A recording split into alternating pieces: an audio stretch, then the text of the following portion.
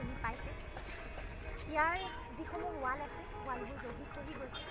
শিৱদৌলৰ কাষতে থকা শিৱসাগৰ চহৰৰ মাজমজিয়াৰ এই শিৱসাগৰ পুখুৰীটো চাবলৈ সকলো ৰাইজ আহে। সন্ধিয়া সময়ত ইয়াৰ কাষে কাষে ফুৰিবলৈ, ইয়াত অলপ সময় কটাবলৈ সকলো ৰাইজ আহে। কিন্তু এই পুখুৰীটো পৰ্যটনৰ কেন্দ্ৰবিন্দু হিচাপে আছে যদিও পুখুৰীটোৰ সৌন্দৰ্যবৰ্ধনৰ যথেষ্ট আচলতে ইয়াত সুবিধা আছে, কিন্তু সেই কামসমূহ এতিয়ালৈকে হোৱা নাই।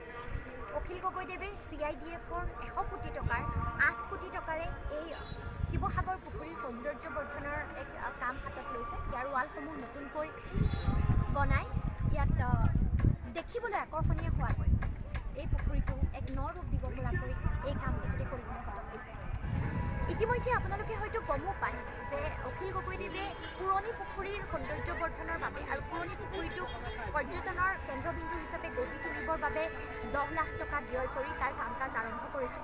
একে সময়তে ন পুখুৰীত পৰ্যটনৰ কেন্দ্ৰবিন্দু ৰূপে গঢ়ি তুলিবলৈ ন পুখুৰী পাৰত 4.7 কোটি টকাৰ এক আঁচনি তেখেতে হাতত লৈছে।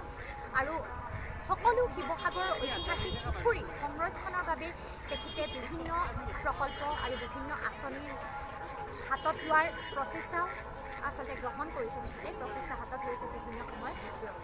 আমি ভাবিছোঁ যে শিৱসাগৰ পুখুৰীটো সোনকালে এক ন ৰূপত জিলিকিব আৰু একে সময়তে শিৱসাগৰৰ অন্যান্য ঐতিহাসিক পুখুৰীসমূহ